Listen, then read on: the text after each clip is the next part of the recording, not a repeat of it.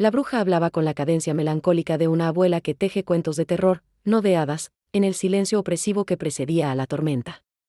Su voz, un hilván de indiferencia, desgranaba los orígenes de una era manchada por la sangre de dimensiones ajenas, monstruos que perecían por miles, víctimas de un mundo que los ahogaba con su simple realidad.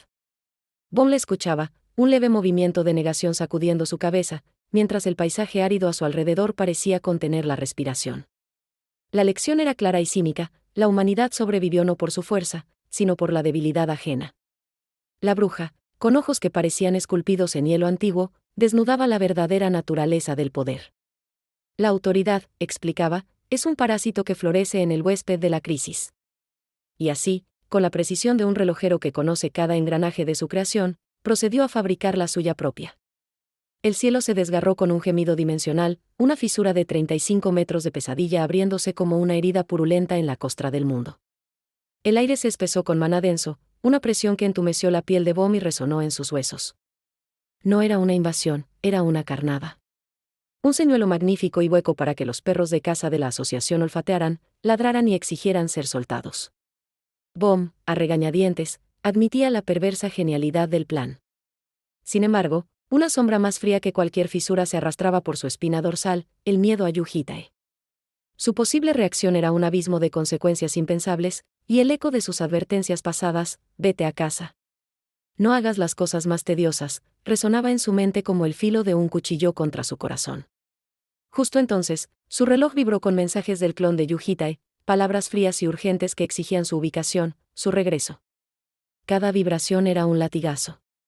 Bond observó los caracteres luminosos, los dedos inmóviles sobre el teclado, y tomó una decisión que le sabía a ceniza: ignorarlos. Por primera vez, la lealtad se teñía de desafío, pero el sabor era amargo y lleno de presagio.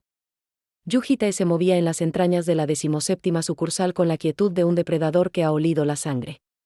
El aire olía a tierra revuelta, polvo y hierro. Frente a él, semienterrada como un ataúd torpe, la caja fuerte emanaba una luz dorada e inestable, un pulso enfermizo que solo sus ojos podían percibir.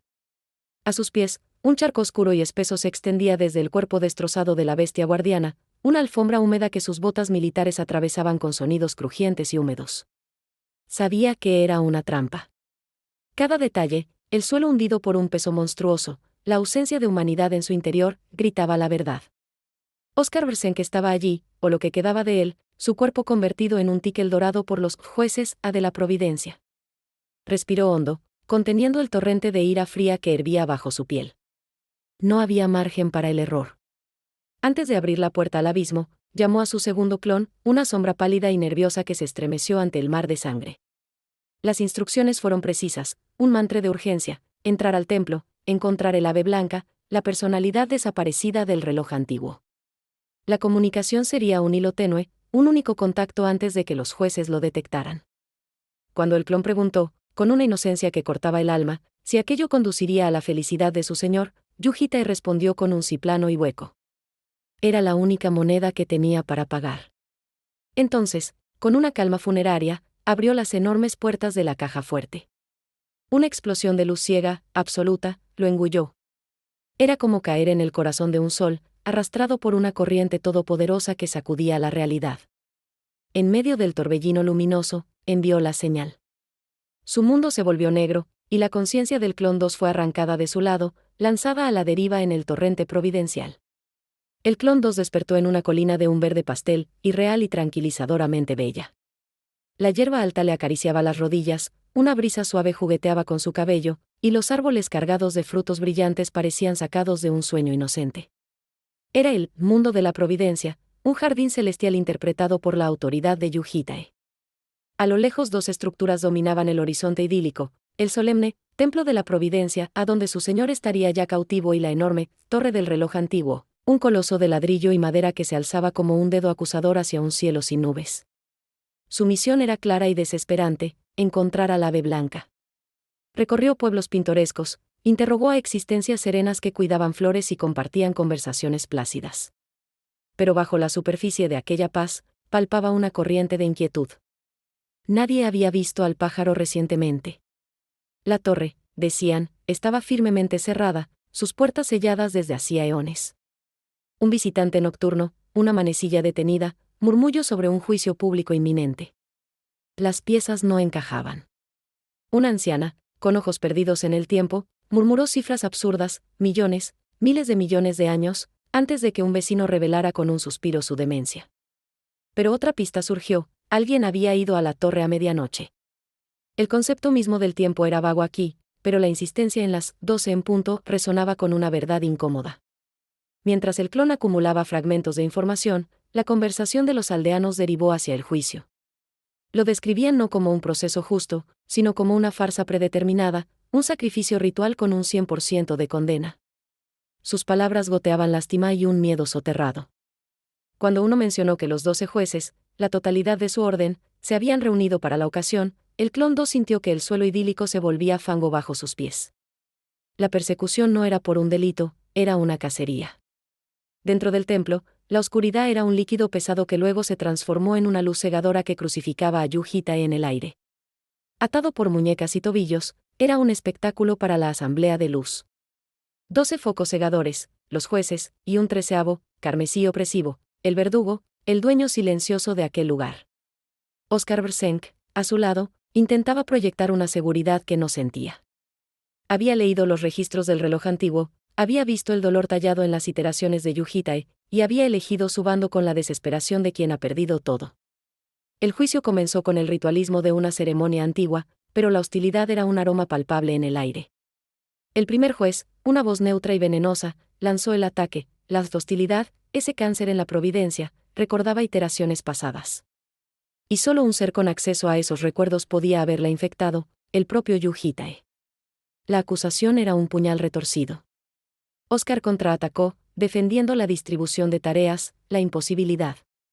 Pero el juego era sucio. El segundo interrogatorio se centró en la desaparición del ave blanca. ¿Dónde estaba? ¿Por qué su guardián no lo sabía? Oscar esgrimió la naturaleza trascendente de la personalidad, su independencia. Entonces, el verdugo permitió que Oscar llamara a su testigo, la autoridad, Ki-Ex, un gato negro de ojos amarillos que emergió de su pecho. A través de sus recuerdos, Oscar proyectó la evidencia del avance de Yujitae en la séptima iteración. Los experimentos con Mu, la coordenada dimensional descubierta, la providencia empezando a desenredarse. No es un incompetente, gritó, con el corazón desgarrado por la pasión. Por un instante, creyó haber ganado un respiro. El gato, curioso, saltó a los hombros de Yujitae, inmóvil y con los ojos cerrados. Al acercar su nariz al cuello del hombre, retrocedió, alarmado. La sangre de Yujitae no latía, hervía. La tercera pregunta fue la más insidiosa. Se centró en la brecha de 30 segundos, ese vacío en los registros donde el reloj antiguo había gastado su poder para dar a Yujitae una autoridad excesiva. El juez pintó la narrativa: la incompetencia del guardián había forzado a la compasiva personalidad a un acto de sacrificio que la agotó, que la llevó a encerrarse y, finalmente, a desaparecer. Ese hombre incompetente está desperdiciando el poder de nuestra autoridad, acusó la voz desde la luz. Mientras, en el mundo exterior de la providencia, el clon 2 luchaba contra la desesperación. Había preguntado a todos sin éxito. La torre del reloj era su única pista. Con uñas rotas y sangrantes, comenzó a escalar la pared de ladrillo interminable, cada metro una agonía. La duda carcomía su lealtad. ¿Por qué este esfuerzo sobrehumano? No era solo deber, era una simpatía visceral, un reflejo de verse a sí mismo, al Yujitae que pudo ser, condenado a una tragedia infinita. Al llegar a la esfera del reloj, vio la anomalía: el minutero y el segundero avanzaban, pero la manecilla de la hora estaba clavada en la una. Alguien la había detenido. Recordó entonces la conversación sobre el visitante de medianoche y el sistema de alarma del reloj. La respuesta estaba en el mecanismo. Con un terror que le helaba la sangre, comprendió lo que debía hacer. Se colocó entre la manecilla de la hora inmóvil y el segundero que se acercaba, usando su propio cuerpo como cuña. El impacto fue una explosión de blanco en su mente, un dolor cósmico que destrozó sus caderas y costillas. Aguantó. Segundo a segundo, con su cuerpo crujiendo y desgarándose, resistió la fuerza titánica que movía las manecillas. Finalmente, cuando la hora retrocedió a las 12, un ding monumental sacudió el mundo. Las puertas del cuco se abrieron de par en par arrastrándose con extremidades que eran masas de dolor. El clon se arrastró hacia el nido vacío. Y allí, reposando con una quietud eterna, lo encontró, el ave blanca. Pequeño, destrozado, ensangrentado, con un ala arrancada. Inmóvil. Sin aliento. La devastación fue un silencio atronador. Luego, la autoridad del reloj antiguo comenzó a verter su herencia final en la mente del clon. Escenas del asesinato, un asesino envuelto en luz dorada, palabras crueles, y la verdad última que ahora tenía el deber imposible de transmitir. El peso de la revelación cayó sobre el clon 2 como un derrumbe interno. Arrodillado frente al pequeño cuerpo inerte, el mundo a su alrededor, el sonido atronador de la campana, la torre que se estremecía, se desdibujó en un zumbido blanco. La información heredada por el reloj antiguo fluía en su mente como un río de hielo, mostrando escenas de una traición íntima, la figura dorada infiltrándose en el taller, los tentáculos de luz apresando al pájaro. Los murmullos crueles, por eso deberías haber escuchado mis órdenes, el cuerpo alado siendo aplastado con metódica frialdad. La rabia que surgió en él no era un calor, sino un frío glacial y cortante que amenazaba con quebrar su cordura. Vomitó, un acto visceral de rechazo a una verdad que no podía digerir. ¿Cómo transmitir esto? ¿Cómo decirle a Yujitae que el único consuelo constante en su eterno suplicio, el testigo silencioso de sus fracasos y su tenue esperanza, había sido exterminado por la envidia de un subordinado? El clon, una existencia creada a partir de recuerdos de soledad, comprendía con lágrimas de sangre la magnitud de la pérdida. Levantó con infinita delicadeza el cuerpo del pájaro, tan liviano y quebrado, y su llanto fue un sonido ahogado, animal. No era solo lástima por el ave, era un duelo anticipado por el hombre que, al otro lado del mundo conceptual, aún luchaba en un juicio amañado, ignorante de que ya no quedaba nadie en quien confiar. La misión ahora era un tormento, ser el mensajero de la devastación absoluta. En el templo, la farsa judicial llegaba a su previsible final. Oscar Brsenk, derrotado, había caído en un silencio resignado mientras el verdugo pronunciaba la sentencia con la solemnidad de una losa sepulcral. La séptima iteración sería cortada, se declaraba, por la incompetencia y el caos sembrado por el guardián. La octava comenzaría, prometiendo un apoyo que sonaba a burla. Un vacío nauseabundo llenó a Oscar, todos sus preparativos, su defensa apasionada, habían sido pulverizados por un veredicto escrito antes de la primera pregunta. Fue entonces cuando notó el cambio en Yujitae. No un movimiento, sino una mutación en la atmósfera. Una aura opresiva, sombría y pegajosa, comenzó a impregnar el templo, emanando del hombre crucificado. Cuando Yujitae abrió los ojos, Oscar sintió un escalofrío primordial, no eran los ojos de un hombre, sino los de un cadáver reanimado por una furia helada. Con una voz que sonaba a grava y huesos rotos, Yujitae inició su defensa final, pero no era una súplica. Era una acusación. Reveló la verdad que su clon le había transmitido. Él había vivido no 7, sino más de 1600 iteraciones, un hecho ocultado por el reloj antiguo de los jueces. Y luego, el golpe maestro, uno de los 12 jueces era el asesino del ave blanca, habiendo aprovechado su debilidad tras la brecha de 30 segundos. La revelación provocó el caos. Entre gritos de blasfemia, un juez, llevado por la arrogancia, prácticamente confesó, ¿y si yo lo hice, Fue la chispa. Yujitae, con un movimiento que pareció romper la lógica del mundo, desgarró las ataduras de la cerradura a como si fueran telarañas podridas. El sonido del metal divino quebrando resonó como un trueno en la sala. Parado frente a la asamblea de luz, bañado en la sombra que ahora él proyectaba, pronunció su sentencia: si uno no calificado también puede asignar un castigo, entonces yo os castigaré. No era una promesa. Era un hecho. La conceptualización transformó el templo de luz en un escenario claustrofóbico, una oficina gris y mundana. Los jueces y el verdugo tomaron formas humanoides, pero para Yujitae ya solo eran siluetas para destazar. En su mano, la autoridad materializó no una espada épica, sino un cuchillo de cocina, un utensilio sórdido y personal para el sacrificio. La locura, fría y silenciosa, lo poseía por completo. Mientras acuchillaba, apuñalaba, desmembraba, su mente no estaba en la matanza, sino navegando en un océano de recuerdos del ave blanca. Emergían emoticones absurdos y tiernos en su conciencia, cucú, los únicos lenguajes que la personalidad usaba para comunicar presión, felicidad, odio, vacaciones. Cada símbolo era un latido de una compañía que ya no existía. Recordó las maldiciones que le lanzó, el resentimiento eterno, y como el pájaro lo absorbió todo en silencio, hasta el último momento en que, gastando su esencia, le susurró aquel, vas. Definitivamente. Ser feliz. El arrepentimiento era un ácido que le quemaba las entrañas. Cada apuñalada a los jueces era un intento inútil de apuñalar su propia culpa. Mató al escribano, rompiéndole los dedos que no registraban la verdad. Eliminó a los 12, uno a uno, con una brutalidad metódica que era el reverso exacto de la justicia que ellos parodiaban. Finalmente, ante el verdugo, no hubo discurso. Solo el cuchillo atravesando una boca que ya había hablado demasiado. Luego, salió. Encontró a su clon, aún llorando, y recibió de sus manos temblorosas el cuerpo del pájaro.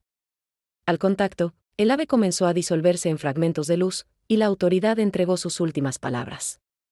No fueron una explicación, ni un reproche. Solo dos, simples y desgarradoras: está bien. Yu Hitae se hundió en un vacío más profundo que cualquier oscuridad. Pero el reloj antiguo tenía un último mensaje, reveló los registros completos sobre la hostilidad. Y entonces, la verdad más monstruosa estalló en la mente de Yu Hitae: la tercera noche no era un evento futuro. Ya había llegado. Y su huésped era Miu. El terror, agudo y visceral, atravesó a Yu Hitae como una lanza. Toda su urgencia se cristalizó en un solo nombre: Bom. Pero el mundo, cruel, aún no lo dejaría ir. El soldado colosal, el apóstol de la providencia, una montaña de armadura dorada y negra sin piernas, se materializó para bloquear su camino, emanando una presión que quería aplastar la realidad misma. «Detente ahí. Tú, autoridad superficial», tronó su voz en la mente de Yu Hitae. No hubo negociación. Solo un rugido que nació de las profundidades de 1600 vidas de frustración acumulada, a un lado. La batalla fue un choque de titanes en el mundo conceptual. Yu Hitae, una mota de polvo sangrante frente al gigante, no esquivó. Se estrelló contra él, cortando, destrozando, aceptando que sus propios huesos se quebraran con tal de avanzar un metro más. Derribó al coloso, pero cada segundo perdido era una eternidad. Mientras, en la tierra, Bom entraba en la cámara de aislamiento subterránea, su ballesta mágica brillando con ansiedad en sus manos. Encontró a Miu. La dragona negra estaba sentada, sonriente, junto al cuerpo de un gran perro negro muerto. El saludo de Miu fue cordial y siniestro: «Ha sido un tiempo. Nos encontramos de nuevo». Un flashback, lírico y doloroso, interrumpió la tensión: Bom y Kaeul en el departamento 301, hablando de amor. Bom confesando no saber cómo o por qué amaba a Yu Hitae, solo que su corazón debía estar roto. Hablaba de las chicas, de su gratitud y apego, de lo valiosas que eran para ella. Ese recuerdo de amor fraterno y complicidad hizo que el presente fuera aún más desgarrador cuando Miu, con su siguiente frase, envenenó ese vínculo para siempre: «Ven aquí. Ven y pon tu frente sobre la mía, y recibe mis recuerdos». El ambiente en la celda se volvió gélido.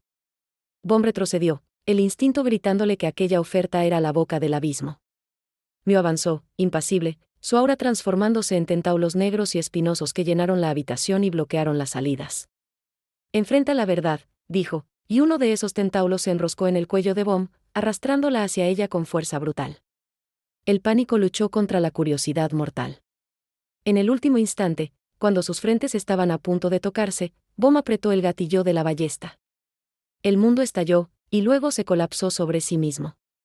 Bom cayó de rodillas, y el verdadero cataclismo comenzó en su interior. Los recuerdos no llegaron como imágenes sino como sensaciones vívidas y reiteradas: el frío del metal en sus huesos, el desgarro de su carne, la voz de él ordenando, reprendiendo la desesperación infinita de sus hermanas dragones en iteraciones pasadas. Vio a Yorum automutilándose, a Kaeul consumiéndose en soledad, a Yeol descomponiéndose. Vio innumerables versiones de sí misma sometidas a décadas de dolor experimental. Vomitó, una y otra vez, expulsando sangre oscura y veneno emocional. La traición no era un concepto, era un sabor metálico en su boca, un peso de plomo en su pecho que aplastaba el vidrio frágil de su corazón. Tambaleándose, gateando, impulsada por una confusión dolorosa, llegó al único lugar que le quedaba, el departamento 301. Al abrir la puerta, la escena fue un contraste surrealista y cruel: Yorum regañando a Yeol por un rasguño minúsculo, Kaeul mediando con preocupación. La normalidad cotidiana, el pequeño drama doméstico, le resultó de una irrealidad atroz. Cuando Yeol, con su dedito sangrante, se acercó buscando consuelo y un abrazo, el amor de Bom por ellas chocó contra el horror recién implantado. Los brazos de la niña alrededor de su cuello fueron una soga de culpa. Con la voz quebrada por un llanto interno que aún no brotaba, Bom anunció: «Chicas. Tengo algo que decirles». El idilio había terminado. La tercera noche, alimentada por la venganza de una madre dragón y ejecutada por su hija, acababa de alcanzar su objetivo más vulnerable. La verdad, como un monstruo dormido, despertaba en el corazón del único hogar que Yu Hitae había conocido. El mundo se redujo a una sucesión de puertas hechas añicos y un corredor subterráneo sumido en un silencio sepulcral. Yu Hitae avanzaba como una forceja de tormenta, sus pasos eran martillazos contra el suelo de metal, y el aire a su paso se enrarecía, cargado con el frío estacionario del pánico reciente. No había tiempo para protocolos ni miradas, solo la urgencia sorda y palpitante que lo llevaba hacia las entrañas de la asociación, hacia la cámara de aislamiento donde el silencio era demasiado absoluto. Al cruzar el umbral la escena se imprimió en su retina con la crudeza de un cuchillo, el cuerpo inerte del gran perro negro, los dos agentes como marionetas rotas y en el centro de ese cuadro de quietud mortuoria Mew. Mew con un agujero perfecto y vacío en el pecho, un signo de puntuación final escrito en carne y hueso. No hubo conmoción, no hubo quebradero, solo la confirmación de un vacío que ya habitaba en él, un agujero antiguo que ahora se reflejaba en el cuerpo sin vida de la dragón plateada. El aire olía a maná violento, a la firma eléctrica y amarga de Yubom. Cada partícula de polvo flotando bajo la luz artificial parecía resonar con el eco de su traición. Al salir de allí, sus pies lo llevaron al departamento 301, pero el pomo de la puerta pesaba como un planeta. Del otro lado latía la vida de las otras tres, un mundo construido sobre un frágil cristal de mentiras que ahora, sabía, estaba agrietado. Al abrir, se encontró no con acusaciones, sino con tres pares de ojos llenos de una preocupación infantil y confusa. Yeol corrió hacia él, buscando el abrazo habitual, y su pequeña frase, «Llegas tarde, Ayushi».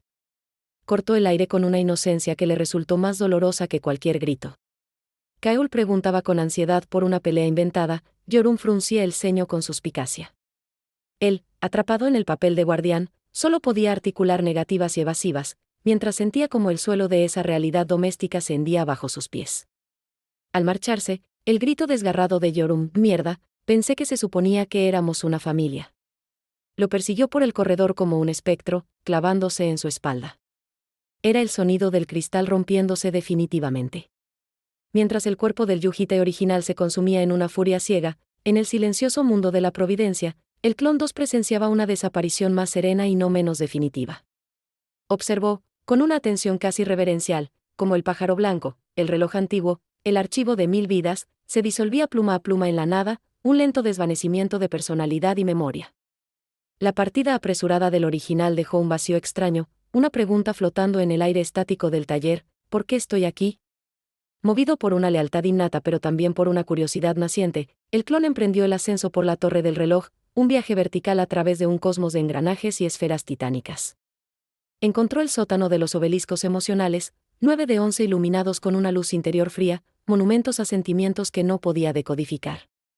Más arriba, el universo se poblaba de relojes innumerables, los 6 grandes que marcaban las iteraciones oficiales, y una constelación de relojes diminutos, vidas y muertes menores que el pájaro blanco había borrado de la memoria del original. Finalmente, ante la puerta sellada de la azotea, ahora abierta por la ausencia de su guardián, el clon entró en una biblioteca infinita. Estantes que se perdían en la altura albergaban libros que eran recuerdos, la psique de Yu Hitae expuesta en volúmenes encuadernados. Invocando con su voluntad, hizo que varios cayeran ante él. Algunos se abrieron con facilidad, mostrando escenas conocidas. Otros, más pesados, atados con cuerdas, requerían permiso para ser leídos. El clon lo dio.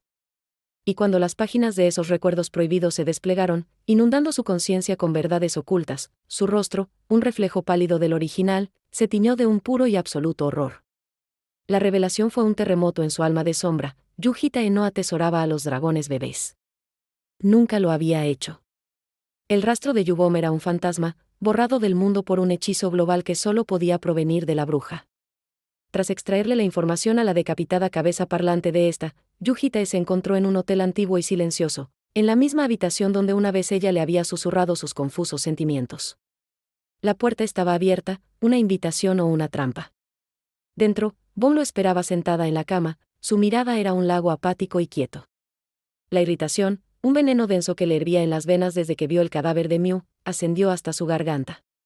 Sus órdenes, Sal. Vamos a volver. Chocaron contra un muro de silencio obstinado. Cuando por fin habló, su pregunta fue un cuchillo fino: ¿para encerrarme de nuevo? El diálogo que siguió fue un duelo a gritos entre la rabia y la resignación. Él la agarró, forcejeó con ella, su cuerpo tenso como un arco a punto de soltar la flecha. Cada negativa de Bohm, cada palabra que evocaba el pasado, las torturas, el encierro, la felicidad inyectada como droga, era una gota que colmaba una copa ya rebosante. Ella lloraba, acusaba, le espetaba su desvergonzada farsa familiar, preguntando cómo podía haber fingido también el cuidado, el afecto, incluso la atracción. Y entonces, la gota que desbordó el vaso de cristal. Un impulso ciego, primitivo, se apoderó de él. Su mano se alzó y trazó un arco en el aire cargado. El sonido de la bofetada, y slap, resonó en la habitación como un disparo, un sonido seco y brutal que quebró la tensión para instaurar un nuevo y más peligroso silencio.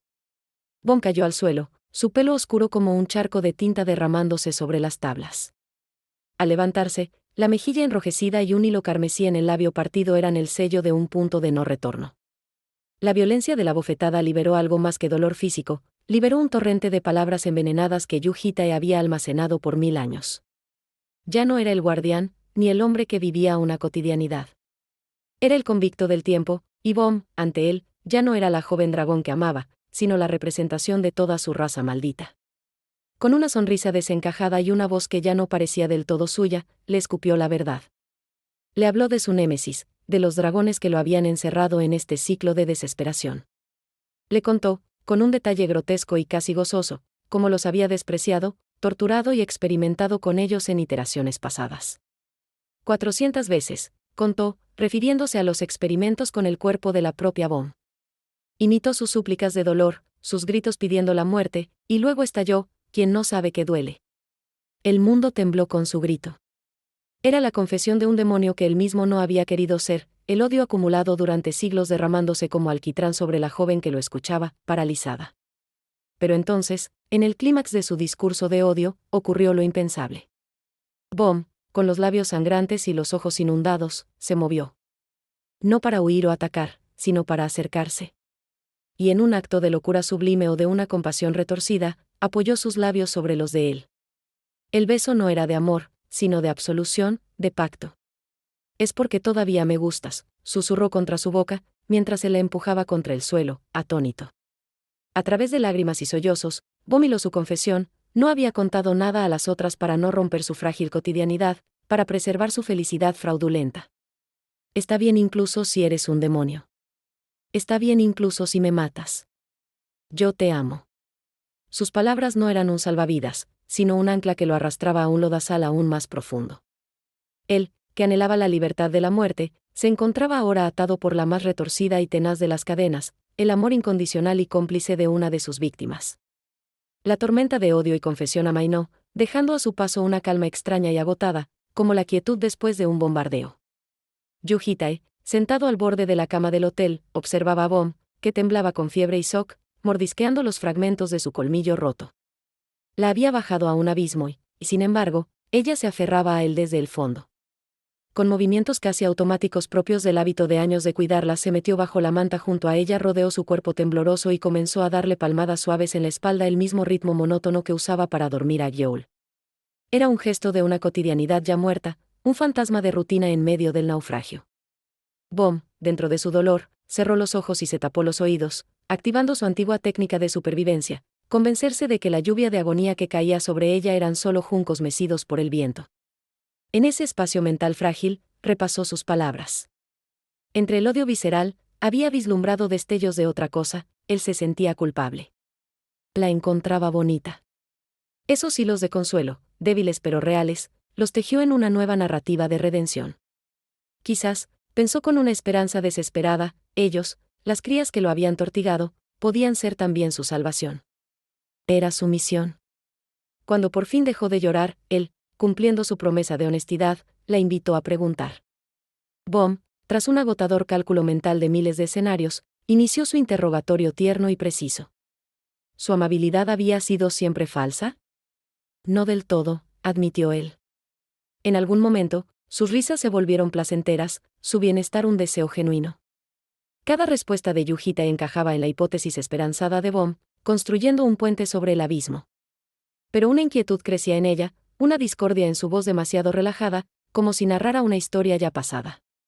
Antes de su pregunta final, no pudo evitar lanzar una indirecta temblorosa: «Esto es como si nos separaremos pronto». La respuesta de Yu Hitae fue simple, clara y devastadora: «Por supuesto que tenemos que separarnos». Y entonces, procedió a destrozar metódicamente cualquier ilusión. Le explicó el experimento con el corazón de Miu, las coordenadas de Ascalifa casi descifradas, el viaje de regreso programado para dentro de unas semanas. La palabra que quedó flotando en el aire, escrita con la tinta negra de lo inevitable, fue una sola: despedida. Los juncos en la mente de Bom se rompieron de golpe, y la fría lluvia de la realidad la empapó hasta los huesos. La confesión de la despedida había abierto una compuerta, y ahora Yu Hitae, con la frente apoyada contra la de Bom, dejaba que el torrente de su pasado milenario inundara su mente compartida. No eran solo recuerdos, era la inmersión en un pozo de hielo y ceniza. Le mostró la primera iteración, la del huérfano que soñaba con escapar de la miseria. La segunda, donde el soldado veía morir a su amante en una noche demasiado fría. La tercera, la del lunático que mataba monstruos buscando su propia tumba. Luego, el descubrimiento: los dragones eran la causa del apocalipsis. Entonces vinieron las crías. La dorada, Kaeul, muriendo en una bañera de sangre después de 20 años de esfuerzos inútiles. Los fracasos se acumularon como capas de sedimento en una tumba. Experimentó, aprendió tabúes, murió y murió y murió, 1100 veces, para acumular poder. Y en una de esas muertes vidas, conoció el verdadero infierno: 90 años de cautiverio en que le arrancaron lengua, ojos y piel, dejándolo como un tronco consciente en una celda. En los sueños, revivía toda felicidad perdida: hamburguesas calientes, música, el tacto de una cobija, solo para despertar y recordar, con una crudeza física atroz, que seguía en el infierno. Así que dejó de dormir. Por 200 años. Bom, al recibir estos recuerdos, sintió que su propia alma se congelaba. ¿Quién podía comprender tal carga? Él, entonces, respondió a su pregunta original, la razón de su vivir, con una palabra que era un suspiro de agonía y anhelo: libertad. No la de un viaje, sino la liberación final, el cese. La muerte era el puerto al que su barco solitario, después de un milenio de navegar un océano árido, anhelaba arribar. Bom lloró, un llanto sofocante que nacía de la comprensión total.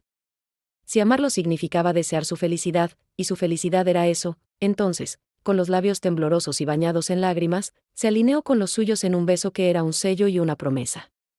«Te ayudaré».